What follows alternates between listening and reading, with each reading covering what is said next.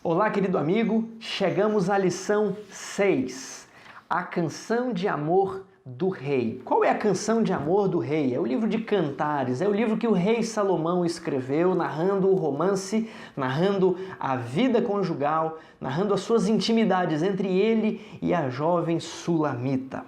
Aqui está um desafio nessa lição. Qual o desafio? Ajudar os alunos a lerem o livro de Cantares. Qual a dificuldade do livro de Cantares? É poesia hebraica, escrita há 3.000 anos. Então, há palavras que nós não utilizamos, há formas de poesias, comparações que não são do nosso dia a dia, como saquitel de mirra. O que quer dizer teus olhos são como o da pomba? As pessoas leem isso e tem aquela sensação, que coisa retrô, que comparação mais atrasada, mas são as comparações agropastoris do ambiente hebraico, do ambiente dos tempos bíblicos. Eles não possuíam iPhone, mídia social, televisão de LED, caminhonete, não andavam de avião, não possuíam motor, luz elétrica. O mundo deles era outro e o design mais apreciado era o design das criaturas de Deus. Por isso, o livro de Cantares, ele utiliza essa forma de expressão. E uma vez então que você vai traduzindo ali essas expressões mais difíceis, talvez você pode utilizar a Bíblia, Nova Versão Internacional, para ficar mais palatável a linguagem, ou a própria tradução linguagem de hoje. Você agora tem o desafio de fazer as pessoas entenderem que o livro de Provérbios não é uma alegoria, mas ele é sim uma exemplificação dos privilégios do casamento. Muitas vezes o livro de Cantares foi tratado como se fosse uma alegoria, que o homem representava Jesus e a mulher a igreja. E aí quando fala de beijo, então é o cuidado de Deus para a igreja. Você pode até fazer essa aplicação. Essa aplicação era feita em tempos mais antigos, onde se havia muitos tabus para se falar de sexo publicamente. Mas o livro de Cantares foi originalmente escrito para falar sobre a sexualidade. Então, nós beiramos aqui dois extremos. Qual que é o primeiro extremo? Falar de sexualidade de uma maneira chula, com gírias, com palavras de baixo calão, com palavras e maneiras da rua. E temos também como falar de sexo não falando, né? E aí você não se comunica, mas precisa se comunicar. Mas às vezes a pessoa não tem um linguajar refinado por enobrecido. Às vezes ela não tem vocabulário para se referir a essa ou aquele termo ou aquela situação. Mas a Bíblia, aqui o livro de Cantares, você pode desenvolver essas habilidades. Esse é um tema bíblico. A lição vem falando então sobre estações da família, e chegamos na estação sexualidade, casamento, intimidade do casamento. Parte de domingo. Aliás, antes de falar da parte de domingo, note a estrutura da lição. Ela está dividida em ponto e contraponto. Ela vem falando de aspectos conjugais, de aspectos familiares, e embaixo ela faz a aplicação espiritual. Parte de segunda-feira fala de amizade entre marido e mulher, e aqui embaixo vai falar sobre a amizade entre o homem e Deus. Parte de terça-feira vem falando de intimidade entre marido e mulher, e aqui embaixo vem falando de intimidade do homem para com Deus. Então, essa dinâmica é feita em toda a lição, porque essa lição é mais difícil.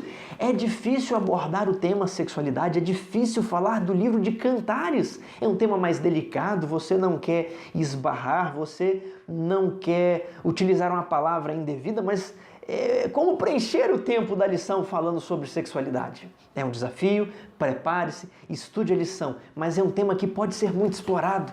Os amantes aí da profecia, os amantes do tema do santuário, às vezes perguntam, puxa, eu queria uma lição que falasse sobre doutrinas e nós estamos estudando aqui esses assuntos.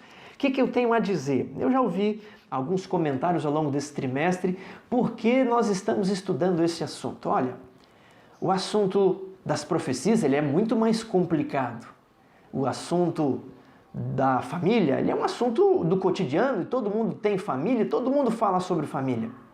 Mas, em geral, a dificuldade está mais na prática que na teoria.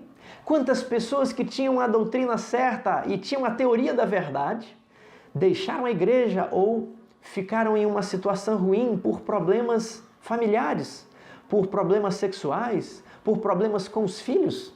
Entendem, então, como essa lição é importante para resolver uma parcela de situações na igreja, que não é necessariamente doutrinária, é doutrinária porque está lá nas 28 crenças o tema família, mas ele é importante porque ele toca no dia a dia, ele toca quando a pessoa acorda, ele encontra a mulher, ele chega à noite em casa, ele vê ou não vê os filhos. Então, esses assuntos têm que ser trabalhados porque eles estão na base de muitos problemas na igreja. Então lembre-se, a lição vai falar sobre o aspecto prático e na parte de baixo sobre a aplicação espiritual. Bem, pergunta 1. Não se deixe perder aqui na parte de domingo sobre a questão entre corpo e alma. Ali muitas pessoas acreditam que as coisas puras são da alma e as carnais são da carne e do corpo.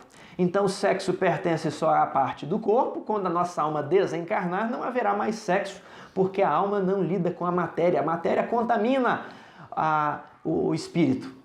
Mas a Bíblia diz que o corpo e alma é uma coisa só.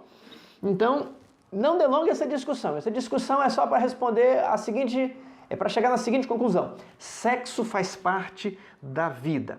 E ele começa a descrever que no livro de Cantares o corpo é admirado.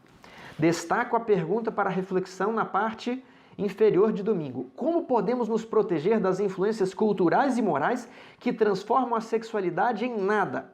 Como a Bíblia nos mostra que ambos os extremos estão errados.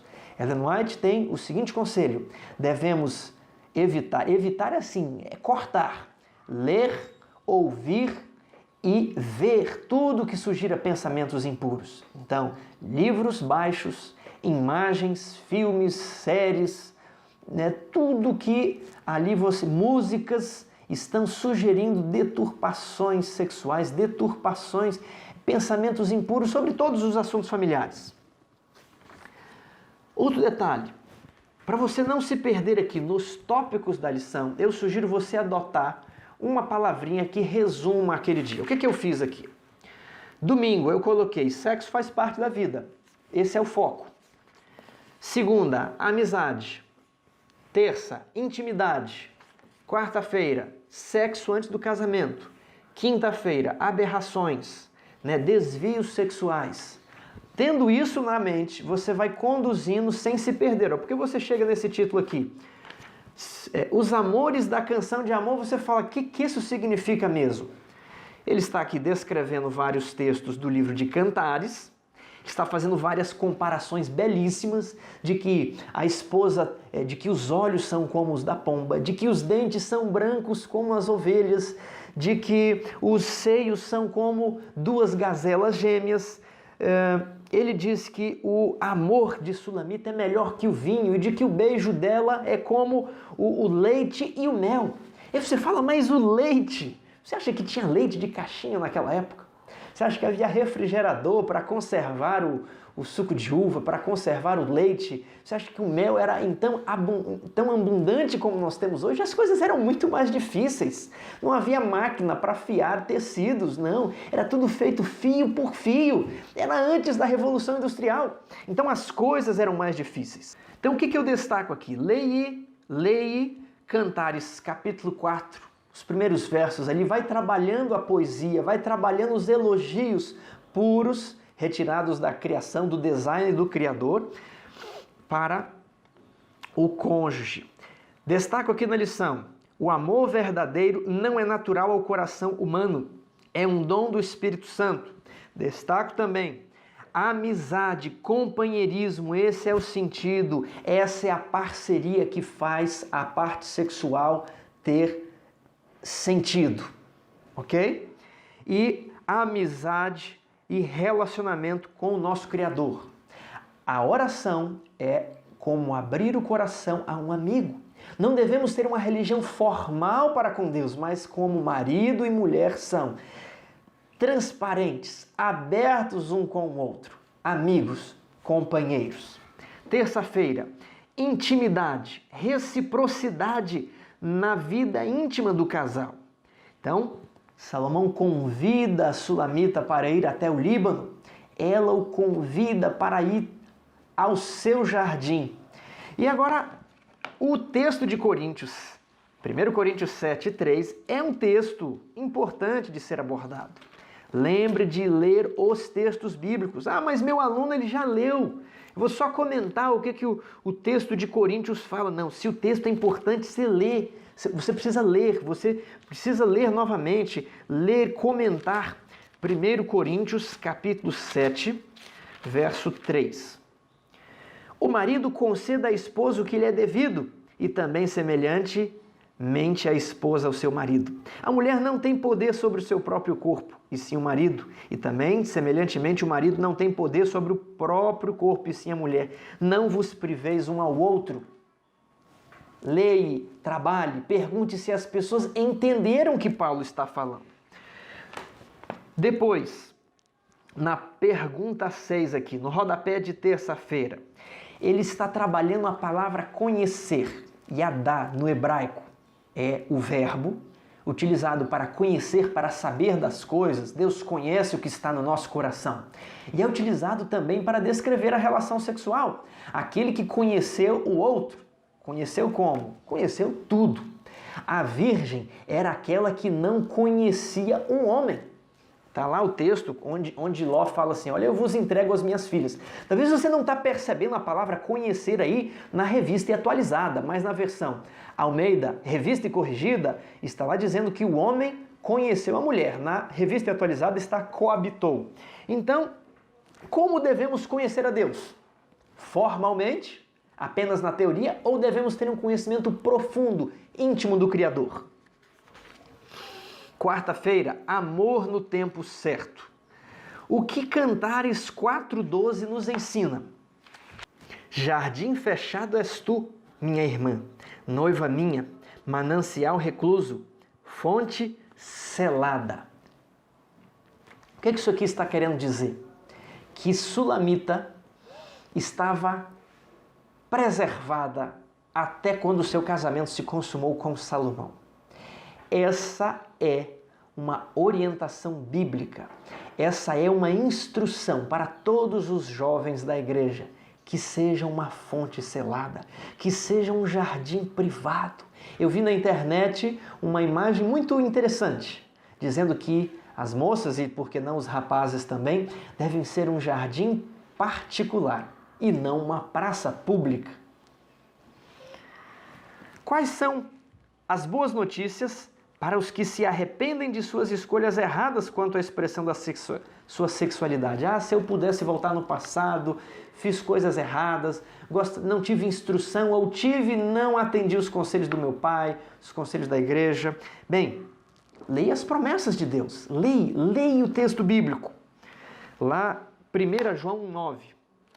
Se confessarmos os nossos pecados, Ele é fiel e justo para nos perdoar os pecados e nos purificar de quê? De toda imundícia, de tudo. Salmo 103 diz que Ele afasta as nossas transgressões. E aqui uma última promessa é João 8, verso 11, para uma mulher que lutava com problemas de natureza sexual. Eu também não te condeno. Teus pecados estão perdoados, mas de agora para frente, o que é? Vai e não peques mais. Essa é a instrução, essa é a orientação. Deus vai justificar você. Quando você orar, você precisa ter a certeza de que os seus pecados foram perdoados. E Deus considera você como se nunca houvesse pecado, como os santos anjos. Tenha esperança, olhe para frente, procure seguir todas as demais instruções da lei de Deus que estão disponíveis para você. Quinta-feira, guardando o presente do Criador, são as aberrações ou desvios sexuais. Qual é a atitude das Escrituras em relação às práticas sexuais que não estão de acordo com o plano do Criador? É a pergunta 8. Ele traz o texto de Levítico. Levítico ali tem uma lista de proibições que eram punidas com a morte caso alguém as violasse. Nós temos Romanos, Paulo falando sobre o costume de sua época. O mundo greco-romano possuía muitos desvios sexuais, homens com homens, mulheres com mulheres. E Paulo, ele trata isso, leia esse texto. Muitas pessoas pensam que essa ideia da igreja não apoiar o homossexualismo, ela seja uma construção cristã, e não texto bíblico, mas é um texto bíblico. E faço aqui a ressalva de que a questão da igreja é uma questão religiosa, da ordem moral. Não é uma questão da ordem civil. A igreja está preocupada com a questão de pecados, com a questão de salvação daqueles que assim creem no cristianismo. Então, Romanos 1, 24.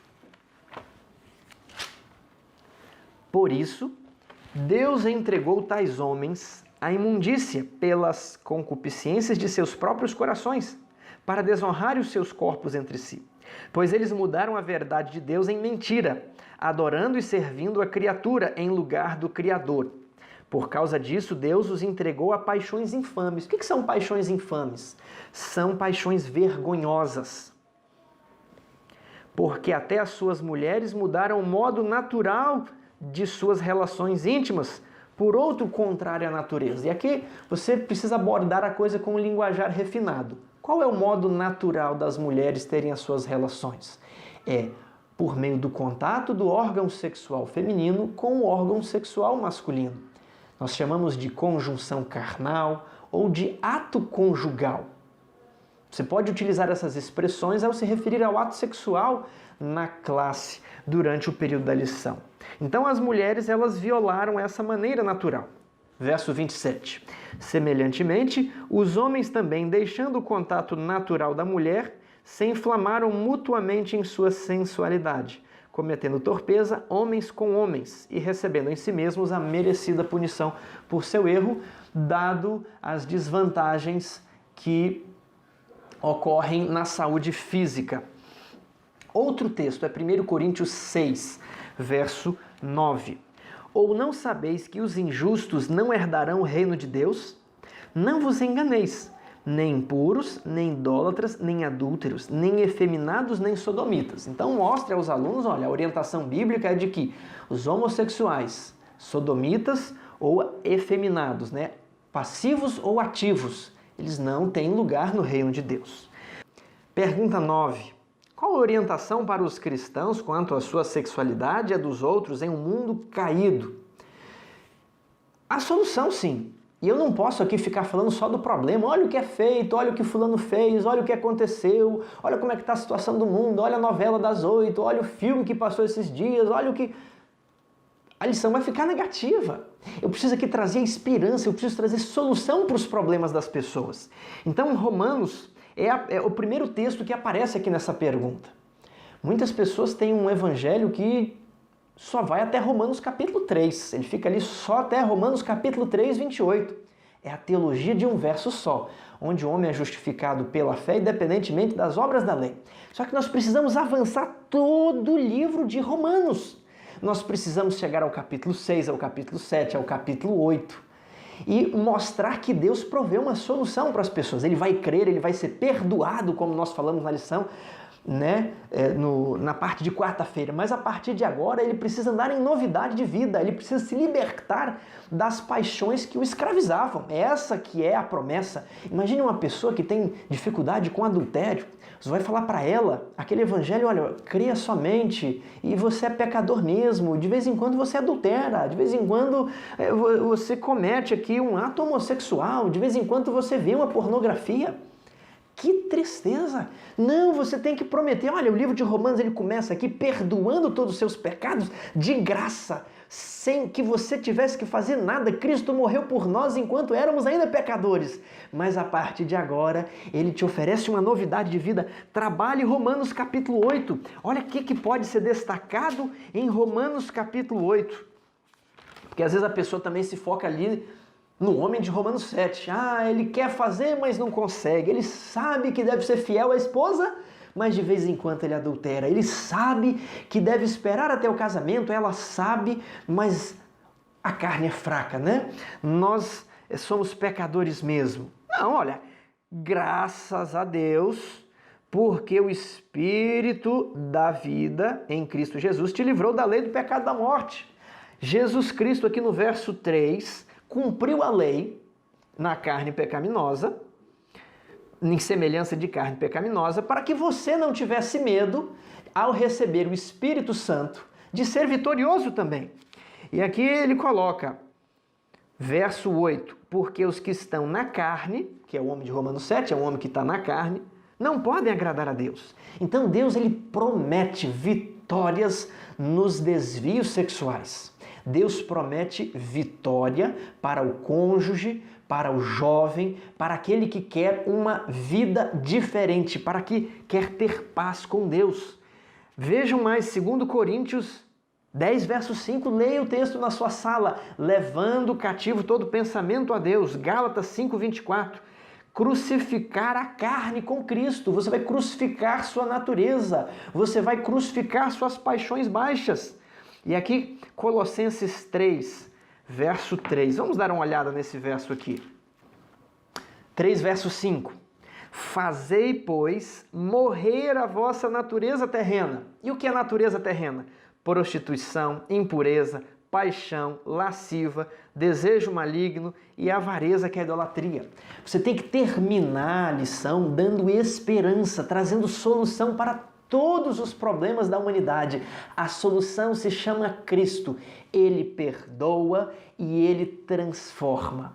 Ele purifica-nos de todos os pecados e ele nos dá força para vencermos aquilo que nos escravizava. Imagine a pessoa que fala, eu nasci com esse desejo sexual incontrolável. Eu nasci com isso. Está na minha natureza. Quer dizer então que essa pessoa deve levar isso até a volta de Jesus? Não! Não importa se nasceu, se não nasceu.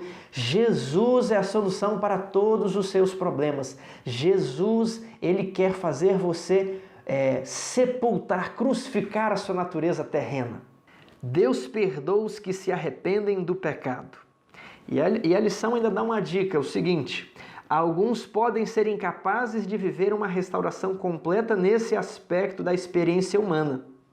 Alguns, por exemplo, talvez, possam escolher uma vida de celibato em vez de se envolverem em qualquer relação sexual proibida pela palavra de Deus. Ele vai ser fiel? Mas é óbvio, a promessa está aqui. Tudo podemos em Jesus Cristo, que nos fortalece.